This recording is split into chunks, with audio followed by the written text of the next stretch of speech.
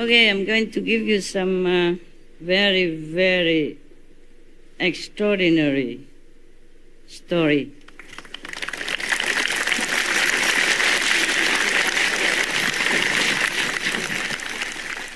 One of the greatest saints on our planet, Lord Mahavira. You know him, right? Sometimes you see his statues without any clothes. You remember? Yeah. It was because some people took it from him. He has only one piece of cloth to cover himself, and this is offered to him by the God, one of the gods in heaven. But some greedy person, first he asked for some charity, and the prince, at that time he was a prince, but he became renunciate, ascetic, and he cut half of it, gave it to him already. And then he went out to sell it. And the person said to him, "Oh, where did you get this? This is from heaven, it's divine clothes. If you have the other half, you give it to me. Then I will give you 10,000 pieces of gold." Wow, this man was very greedy. So he went back and keep waiting, following the ascetic Lord Mahavira at that time, and following him everywhere until one day, 1 year later, that remaining piece fell to the ground. And then he just picked it up and run. And then he sold it really for many thousands pieces of gold. The king gave it to him. So you can see people even so wicked. He has only half of a piece of the cloth to cover himself, and that person also took it away from him. Imagine. Yeah, being a master is so cool, eh? You don't need clothes. But that was in India, okay? Here, if you take off my clothes, the police will come and take me away from you. So don't even think about that. Yeah. Here, we begin from the birth of Lord Mahavira, okay? He's the most compassionate, one of the most compassionate saints and masters of our era, our kalpa, our period of time. It's about 2,000 something years ago. It's 2,000 some hundred years ago. Yeah, that was 2,594 years ago. That's about 599 years before Christ. At that time, so many masters coming, going, and Buddha also around this time, huh? Yeah, must be a very spiritually enriched era of our time. Yeah.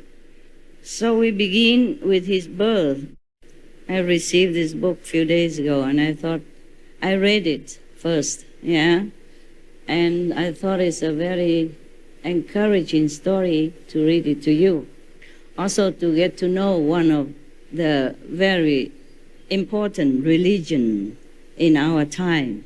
Apart from Buddhism, Christianity, Muslim, Sikhism, Hinduism, etc., we have also Jainism. And this Lord is very, very absolutely compassionate. He also advised his followers or disciples not even to take the root of the plant, because worry that there's some worms, insects might be harmed by this process of harvesting. And he was so clairvoyant. He even know the trees suffer when you pluck the fruit from them. He even advised the disciples, be gentle or avoid eating some kind of fruit in order not to hurt the trees. Sometimes we think that we are vegans and we are very compassionate already. But still, from my personal experience, I do not really feel very happy eating my vegan food or fruits. And even I have to, I really feel very sorry inside, and I thank all of them for offering the fruits and the vegetable. also to apologize and bless them. If you can do that also, it would be good, okay? Because we show gratitude and we also share some merit with the trees and the vegetable that sacrifice their life for our comfort. Huh? So we continue now, hey? You like? Yes. Yeah. Give Lord Mahavira a big, big, big welcome.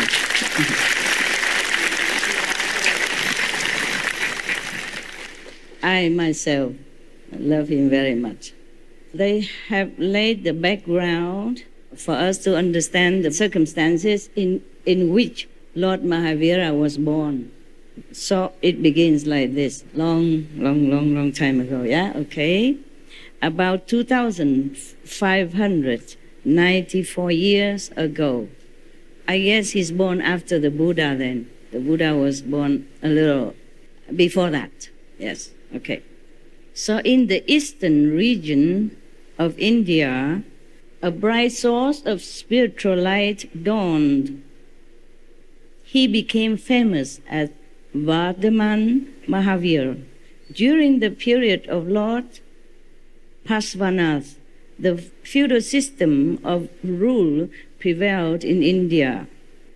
However, the beginning of democratic system had started appearing on the political scene. It was the dawn of the localized republics. Wow, 2,000 years ago, we already have democracy, and republic. Okay. After his nirvana, the republic started expanding and Vaishali emerged as the capital of the Federation of Small Republics.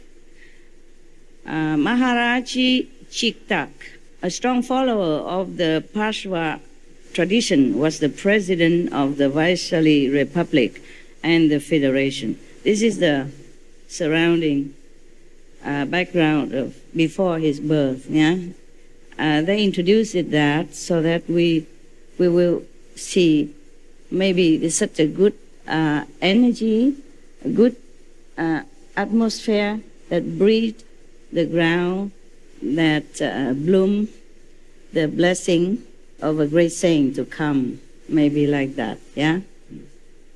On the northern shore of the Ganges, also near the Ganges River, there's another river. It's very famous in India also. It's called Indus River. That's why they call India, because in the beginning, they were established along side of the Indus River. And another one, is the Ganges River, yeah? These two are very, very famous in India. Mythology, spiritual, as well as geographical. Yeah. On the northern shore of the Ganges, a large and powerful group of Lichavi, Kshatriyas, favor democratic system. The 6 prominent clans that formed this republic were Ugra, Bok, Rajanya, Ikshvaku, Lichavi, Jinat, and Kaurav. The Indian must forgive my pronunciation. These are tongue-twitching kind of names. And 9 chiefs represented them. Be patient. It will come next why they introduce so many stuff, so many people and so many systems. Yeah. Another union was named Malla, and it was divided into 2 parts, northwestern and southeastern. The capital city of northwest was Kusinara, and that of southeast was Pava. The 9 chiefs of the Federation of Malla Republics were also strong supporters of the democratic system. 9 Mallas and 9 Lichavi combined to form a well-organized apex union called the Union of Vaji Republics.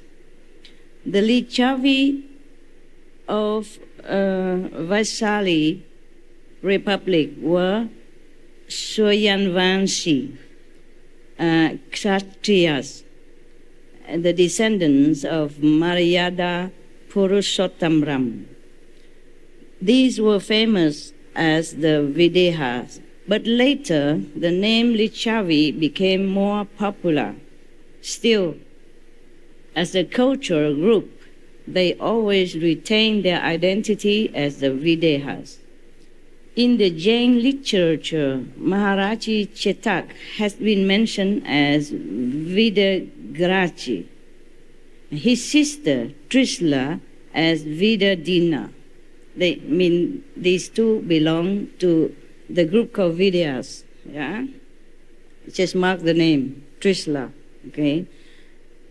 And so that means they have a long lineage. They came from a long lineage of royalty and famous family in that time. Mahavira, the Lord, the Lord in this story, has also been mentioned as Vide Sukuma. All this is indicative of the higher religious and cultural status of the state of Vide. Next, they introduce the royal family of Vaishali. To the north of Vaishali, there was a suburb named Kanpur Sanivesh. There was a colony of Brahmins in the southern parts of Kanpur. The chief of these Brahmins was the Rishabhadatta, and his wife was Devananda. Although a rich Brahman and a scholar of the Vedas and Vedangas, Rishabhadatta was a devotee of Lord Parshvanath. At that time was the time that the Lord Parshvanath was there. Okay, just like in some time other personage was there, and some other Buddha was there. Okay, yeah. Lord Parshvanath was one of the Buddhas at that time, one of the saints, the master at that time. So this family belonged to the Lord Parshvanath devotees and disciples. In the northern parts of Kanpur, there was a colony of Kshatriyas of the Janat clan. The colony was known as Kshatriyas, Kanpur. Siddhartha was the chief there.